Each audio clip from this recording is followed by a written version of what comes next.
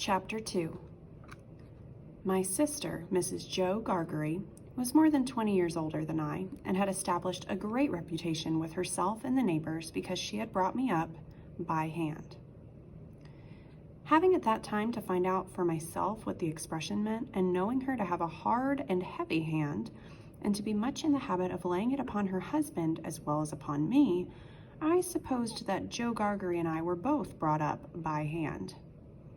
She was not a good-looking woman, my sister, and I had a general impression that she must have made Joe Gargery marry her by hand. Joe was a fair man with curls of flaxen hair on each side of his smooth face and with eyes of such a very undecided blue that they seemed to have somehow got mixed with their own whites. He was a mild, good-natured, sweet-tempered, easygoing, foolish, dear fellow, a sort of Hercules in strength and also in weakness. My sister, Mrs. Joe, with black hair and eyes, had such a prevailing redness of skin that I sometimes used to wonder whether it was possible she washed herself with a nutmeg grater instead of soap. She was tall and bony and almost always wore a coarse apron, fastened over her figure behind with 2 loops, and having a square, impregnable bib in front that was stuck full of pins and needles. She made it a powerful merit in herself and a strong reproach against Joe that she wore this apron so much, though I really see no reason why she should have worn it at all, or why, if she did wear it at all, she should not have taken it off every day of her life. Joe's forge adjoined our house, which was a wooden house, as many of the dwellings in our country were, most of them at that time. When I ran home from the churchyard, the forge was shut up, and Joe was sitting alone in the kitchen. Joe and I being fellow sufferers and having confidences as such, Joe imparted a confidence to me the moment I raised the latch of the door and peeped in at him opposite to it, sitting in the chimney corner. "Mrs. Joe has been out a dozen times looking for you, Pip, and she's out now making it a baker's dozen." "Is she?" "Yes, Pip," said Joe, "and what's worse, she's got Tickler with her." At this dismal intelligence, I twisted the only button on my waistcoat round and looked in great depression at the fire. Tickler was a wax-ended piece of cane worn smooth by collision with my tickled frame. "She sot down," said Joe, "and she got up, and she made a grab at Tickler, and she rampaged out. That's what she did," said Joe, slowly clearing the fire between the lower bars with the poker and looking at it. "She rampaged out, Pip." "Has she been gone long, Joe?" I always treated him as a larger species of child, and as no more than my equal. "Well," said Joe, glancing up at the Dutch clock, "she's been on the rampage this last spell about 5 minutes, Pip. She's a-coming. Get behind the door, old chap, and have the jack-towel betwixt you." I took the advice. My sister, Mrs. Joe, throwing the door wide open and finding an obstruction behind it, immediately divined the cause and applied Tickler to its further investigations. She concluded by throwing me, I often served as a connubial missile, at Joe, who, glad to get a hold of me on any terms, passed me into the chimney and quietly fenced me there with his great leg. "Where have you been, you young monkey?" said Mrs. Joe, stamping her foot.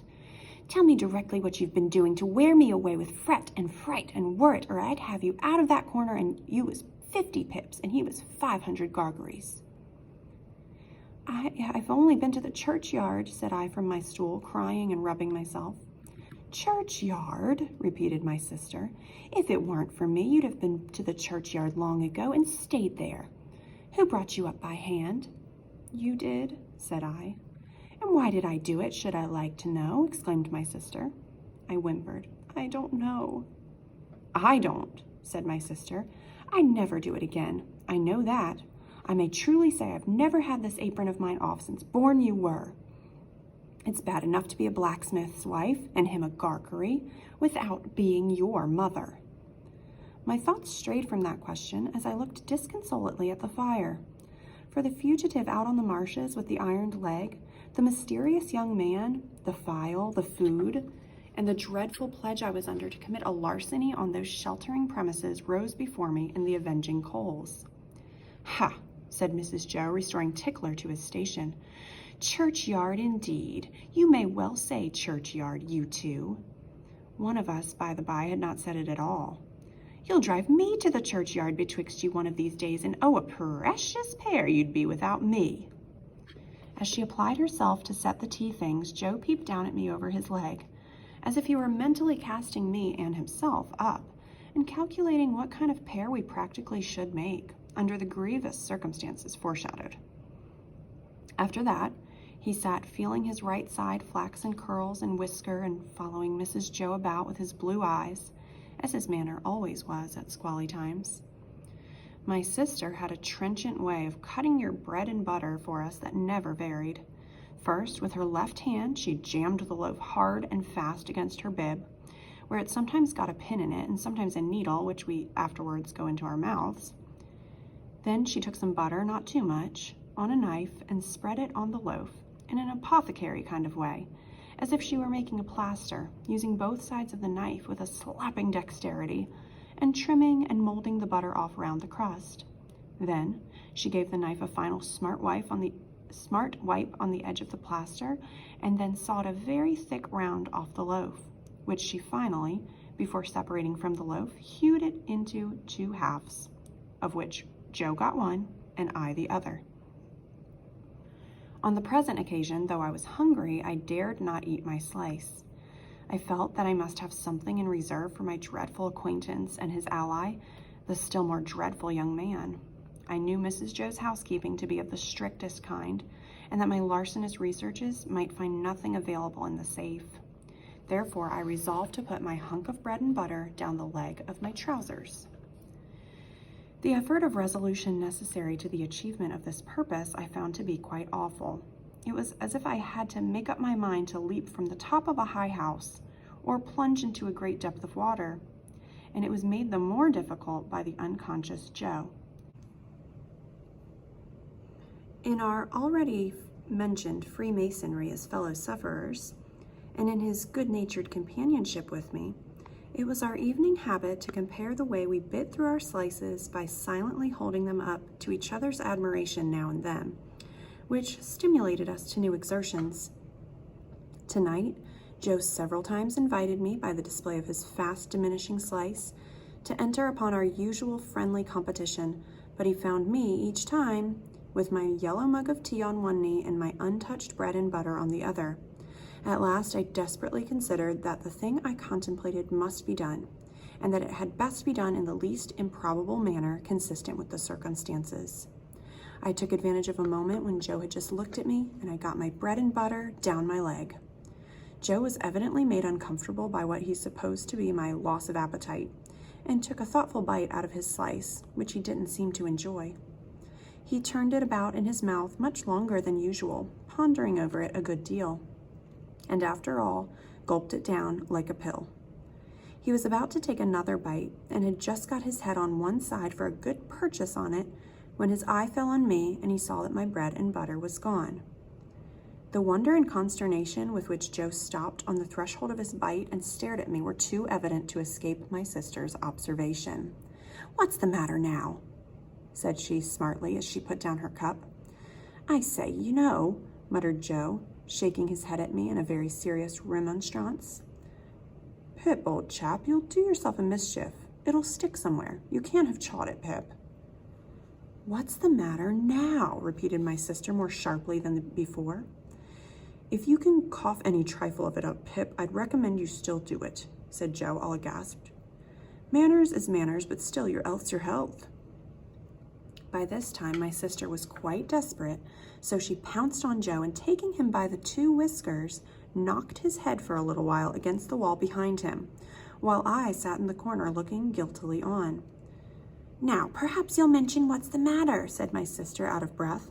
"You staring, great stuck pig." Joe looked at her in a helpless way, then took a helpless bite and looked at me again. "You know, Pip," said Joe solemnly, with his last bite in his cheek and speaking in a confidential voice as if we two were quite alone, "you and me is always friends, and I'd be the last to tell upon you at any time. But such a—" he moved his chair and looked about the floor between us, and then again at me. "Such a most uncommon bolt as that." "Been bolting his food, has he?" cried my sister. You know, old chap, said Joe, looking at me and not at Mrs. Joe, with his bite still in his cheek. I bolted myself when I was your age, frequent. And as a boy, I've been among a many bolters, but I never see your bolting equal, Pip. And it's a mercy you ain't bolted dead. My sister made a dive at me and fished me up by the hair, saying nothing more than the awful words, "You come along and be dosed." Some medical beast had revived tar water in those days as a fine medicine, and Mrs. Joe always kept a supply of it in the cupboard, having a belief in its virtues correspondent to its nastiness. At the best of times, so much of this elixir was administered to me as a choice restorative that I was conscious of going about smelling like a new fence. On this particular evening, the urgency of my case demanded a pint of this mixture, which was poured down my throat for my greater comfort while Mrs. Joe held my head under her arm as a boot would be held in a boot jack. Joe got off with a half a pint, but was made to swallow that, much to his disturbance as he sat slowly munching and meditating before the fire, because he had had a turn. Judging from myself, I should say he certainly had a turn afterwards if he had had none before. Conscience is a dreadful thing when it accuses man or boy, but when, in the case of a boy, that secret burden cooperates with another secret burden down the leg of his trousers, it is, as I can testify, a great punishment. The guilty knowledge that I was going to rob Mrs. Joe, I never thought I was going to rob Joe, for I never thought of any of the housekeeping property as his, united to the necessity of always keeping one hand on my bread and butter as I sat, or when I was ordered about the kitchen on any small errand, almost drove me out of my mind. Then, as the marsh winds made the fire glow and flare, I thought I heard the voice outside of the man with the iron on his leg who had sworn me to secrecy, declaring that he couldn't and wouldn't starve until tomorrow, but must be fed now. At other times I thought, what if the young man who was with so much difficulty restrained from imbruing his hands in me should yield to a constitutional impatience, or should mistake the time, and should think himself accredited to my heart and liver tonight instead of tomorrow? If ever anybody's hair stood on end with terror, mine must have done them so. But perhaps nobody's ever did. It was Christmas Eve, and I had to stir the pudding for next day with a copper stick from 7 to 8 by the Dutch clock. I tried it with the load upon my leg, and that made me think afresh of the man with the load on his leg, and found the tendency of exercise to bring the bread and butter out at my ankle quite unmanageable. Happily, I slipped away and deposited that part of my conscience in my garret bedroom. "Hark," said I, when I had done my stirring and was taking a final warm in the chimney corner before being sent up to bed. "Was that great guns, Joe?" "Ah," said Joe, "there's another convict off." "What does that mean, Joe?" said I. Mrs. Joe, who always took explanations upon herself, said snappishly, "Escaped, escaped," administering the definition like tar water. While Mrs. Joe sat with her head bending over her needlework, I put my mouth into the forms of saying to Joe, "What's a convict?" Joe put his mouth into the forms of returning such a highly elaborate answer that I could make out nothing of it but the single word, Pip. "There was a convict off last night," said Joe aloud, "after sunset gun, and they fired warning of him, and now it appears they're firing warning of another." "Who's firing?" said I. "Drat that boy," interposed my sister, frowning at me over her work. "What a questioner he is. Ask no questions and you'll be told no lies." It was not very polite to herself, I thought, to imply that I should be told lies by her, even if I did ask questions, but she never was polite, unless there was company. At this point, Joe greatly augmented my curiosity by taking the utmost pains to open his mouth very wide and to put it into the form of a word that looked to me like sulks. Therefore, I naturally pointed to Mrs. Joe and put my mouth in the form of saying, "Her?" But Joe wouldn't hear of that at all, and again opened his mouth very wide and shook the form of a most emphatic word out of it. But I could make nothing of the word. "Mrs. Joe," said I as a last resort, "I should like to know, if you wouldn't mind much, where the firing comes from." "Lord bless the boy!" exclaimed my sister, as if she didn't quite mean that, but rather the contrary. from the hulks." "Oh," said I, looking at Joe. "Hulks." Joe gave a reproachful cough, as much to say, "Well, I told you so." "And please, what's hulks?" said I. "That's the way with this boy," exclaimed my sister, pointing me out with her needle and thread and shaking her head at me. "Answer him one question, he'll ask you a dozen directly. Hulks are prison ships right across the meshes. We always use that name for our marshes out in our country." "I wonder who's put into prison ships and why they're put there," said I in a general way and with quiet desperation. It was too much for Mrs. Joe, who immediately rose. "I tell you what, young fellow," said she, "I didn't bring you up by hand to badger people's lives out. It would be blame to me and not praise if I had. People are put in the hulks because they murder, because they rob and forge and do all sorts of bad, and they always begin by asking questions. Now get along to bed."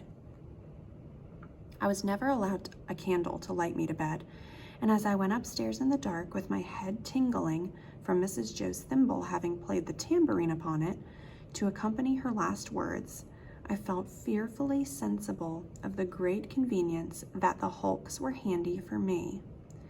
I was clearly on my way there. I had begun by asking questions, and I was going to rob Mrs. Joe. Since that time, which is far enough away now, I have often thought that few people know what secrecy there is in the young under terror. No matter how unreasonable the terror, so that it be terror. I was in mortal terror of the young man who wanted my heart and liver. I was in mortal terror of my interlocutor with the iron leg. I was in mortal terror of myself, from whom an awful promise had been extracted. I had no hope of deliverance through my all-powerful sister, who repulsed me at every turn. I am afraid to think of what I might have done on requirement in the secrecy of my terror. If I slept at all that night, it was only to imagine myself drifting down the river on a strong spring tide to the hulks, a ghostly pirate calling out to me through a speaking trumpet as I passed the gibbet station that I had better come ashore and be hanged there at once and not put it off. I was afraid to sleep, even if I had been inclined, for I knew that at first faint dawn of morning I must rob the pantry. There was no doing it in the night, for there was no getting a light by easy friction then. To have got one, I must have struck it out of flint and steel and have made a noise like the very pirate himself rattling his chains. As soon as the great black velvet pall outside my little window was shot with gray, I got up and went downstairs, every board upon the way and every crack in every board calling after me, "Stop, thief, and get up, Mrs. Joe." In the pantry, which was far more abundantly supplied than usual, owing to the season, I was very much alarmed by a hare hanging up by the heels, whom I rather thought I caught, when my back was half turned, winking. I had no time for verification, no time for selection, no time for anything, for I had no time to spare. I stole some bread, some rind of cheese, about half a jar of mincemeat, which I tied up in my pocket handkerchief with my last night's slice, some brandy from a stone bottle, which I decanted into a glass bottle I had secretly used for making that intoxicating fluid, Spanish licorice water, up in my room, diluting the stone bottle from a jug in the kitchen cupboard, a meat bone with very little on it, and a beautiful round compact pork pie. I was nearly going away without the pie, but I was tempted to mount upon a shelf to look what it was that put away so carefully in a covered earthenware dish in a corner, and I found it was the pie, and I took it in the hope that it was not intended for early use and would not be missed for some time. There was a door in the kitchen communicating with the forge. I unlocked and unbolted that door and got a file from among Joe's tools. Then I put the fastenings as I had found them, opened the door at which I had entered when I ran home last night, shut it, and ran for the misty marshes.